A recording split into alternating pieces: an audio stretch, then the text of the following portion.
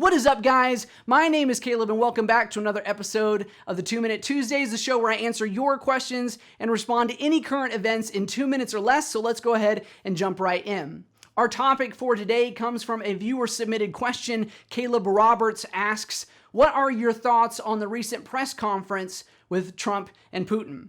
Well, first off, Caleb, thank you so much for asking the question. If there's anyone else that has questions they'd like answered on the show, make sure to submit them in the comment section down below, and you will actually be entered to win a $50 Amazon gift card in doing so you don't want to miss out on that. And second, I don't know what it is about your name, Caleb, but I really like it. I feel like you must be a good-looking and very intelligent young man. All jokes aside, before I give you my thoughts, I want to give a little bit of background to the story just in case everyone hasn't been following along. So just days before President Trump was supposed to meet with President Putin, the Mueller investigation sent out a list of 12 names, 12 Russian operatives that were being indicted for meddling in the recent election. A reporter then asked President Trump, are you planning on bringing this up when you meet with President Putin? He said, of course, we're going to get down to the bottom of it. So people were more than a little bit surprised at the tone President Trump took after they had met privately and then were then having a press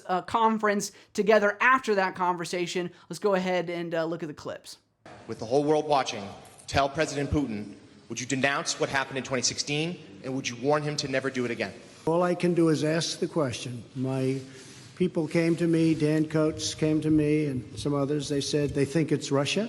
I have President Putin. He just said it's not Russia. I will say this. I don't see any reason why it would be.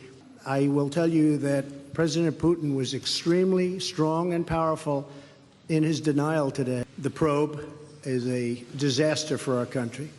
I think it's kept us apart. It's kept us separated. There was no collusion at all. In case you were wanting to watch the full press release, I will make sure to link it down below. That way you can see the context of the clips that I pulled out. But let's go ahead and jump into my opinion in 2 minutes or less. So let's throw up the clock. So I think this was an absolute train wreck. I don't think this could have gone much worse if it was on purpose, because to me, the moment you need to show the most strength is with leaders like Vladimir Putin. And it really got under my skin that President Trump was blaming the United States, not only in the press release, but in tweets afterwards for the breakdown of the relationship between America and Russia. As Ben Shapiro pointed out in his show, the breakdown came from the fact that President Putin is a lot more like dictator Putin, and he's willing to do whatever it takes, violent or not, to be able to stay in power as he has for the last 20 years.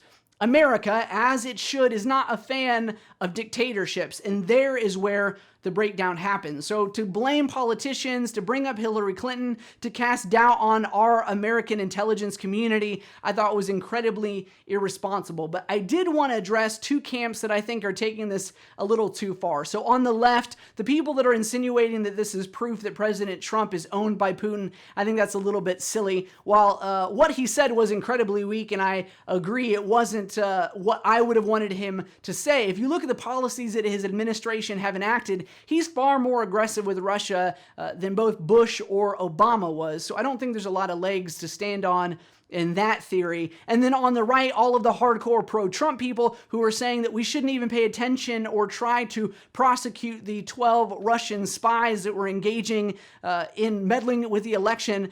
I understand that you guys don't like Mueller and you don't like the investigation, but I think you're throwing the baby out with the bathwater by pretending like this isn't a big deal, because the indictment added a lot of details and specifics and examples of what they did and how they did away with it. It's not just some conspiracy theory. They really do have facts. But this is not just a show, this is a conversation. So let me know what you guys think. Do you agree? Do you disagree? Let me know in the comment section down below. But until next time, we love you guys very much. We hope you have a great week. Bye-bye.